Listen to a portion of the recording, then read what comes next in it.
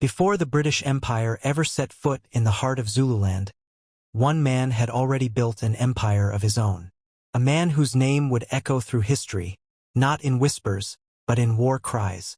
This is the story of Shaka Zulu. Shaka was born around 1787, the illegitimate son of a minor Zulu chief, Senzangakona, and a woman named Nandi. Because their union was not recognized by tradition, both mother and child were cast out, humiliated, ridiculed, and exiled from their home. But from exile came endurance. Shaka grew up under the protection of the Mthethwa people, where his warrior spirit was forged in fire. Pain became power. Shame became strength. After his father's death, Shaka seized the moment. Backed by the powerful Mthethwa king Dingiswayo, he claimed leadership of the Zulu. But he didn't just take the throne. He took destiny into his own hands. He united rival clans, not with soft words, but with sheer force, military innovation, and an unbreakable will. Those who resisted were crushed. Those who joined were transformed. Shaka revolutionized African warfare. He replaced the long throwing spear with the short stabbing spear, the deadly Iklewa.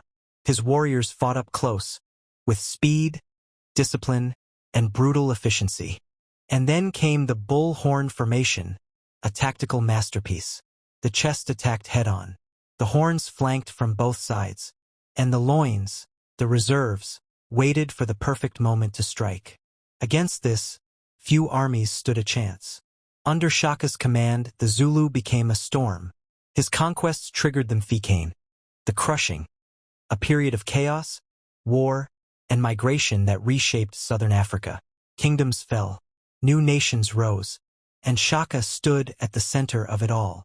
In 1824, the first British settlers arrived at Port Natal. Shaka allowed them to stay, but only as guests.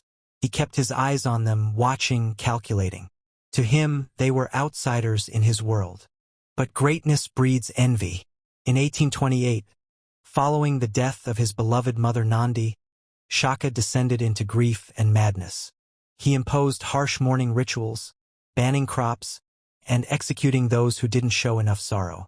Morale broke. Tensions rose. Sensing weakness, his half-brothers Dingane and Mlangana struck. With the help of his trusted bodyguard Mbofa, they lured Shaka to a private place and assassinated him. A king, brought down by blood and betrayal. But even in death, Shaka's legacy thundered across the land. He built more than a nation, he forged an identity. A military genius, a visionary leader, a legend. Shaka Zulu didn't just fight battles, he changed the course of African history. And today, his legacy still stands tall, like the mountains of KwaZulu-Natal. Shaka Zulu's story teaches us that true leadership, discipline, and innovation can transform even the smallest beginnings into greatness. But it also warns us that power without compassion can destroy everything built. One person's actions can shape the destiny of many, so lead wisely. What's your take from his story? Like and subscribe for more untold stories of African greatness. Subscribe for more African history and legends.